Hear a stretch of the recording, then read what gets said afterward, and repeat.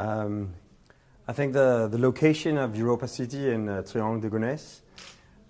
sort of on the far periphery of Paris, connected to mass transit, public transportation and highways, is a sort of an endemic situation that proposes challenges for cities all across Europe and essentially in the world. And the big question is, like, can you actually create an authentic urban experience with lively streets that also utilizes the potential you have in the periphery for the open landscapes and the more generous views that are impossible in the inner city, to see if we could come up with a new and interesting urban hybrid. I mean, the main idea of the project is to try to see if we can combine the lively experience of moving around in the inner city with the intimacy of the streetscape, the variation of the urban spaces from plazas, narrow streets to boulevards, and to create this sort of lively and dense urban experience, and at the same time offer the alternative,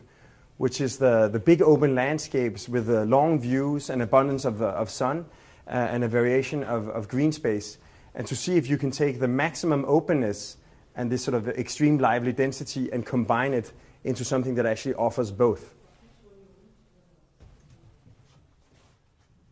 I mean, first of all, the EuropaCity is already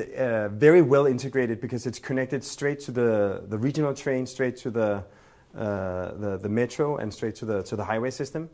But more importantly, it's also forming part of this ring of green spaces that circulates Paris.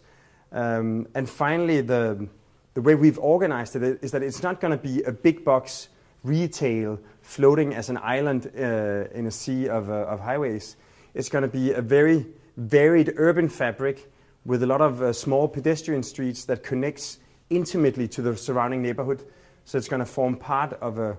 continuous urban fabric and not just be like an isolated box next to the highway. I mean, I think the whole project is really an exploration of synergy between differences. So of course the main synergy is the synergy between the big open landscapes and the dense urban experience, but also the fact that it combines such extreme activities as there's a ski slope, there are thermal baths, there's a swimming pool, and we have sort of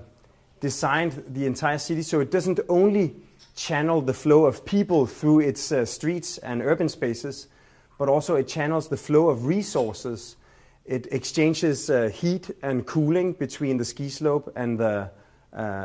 swimming pool, so the two actually heat and cool each other.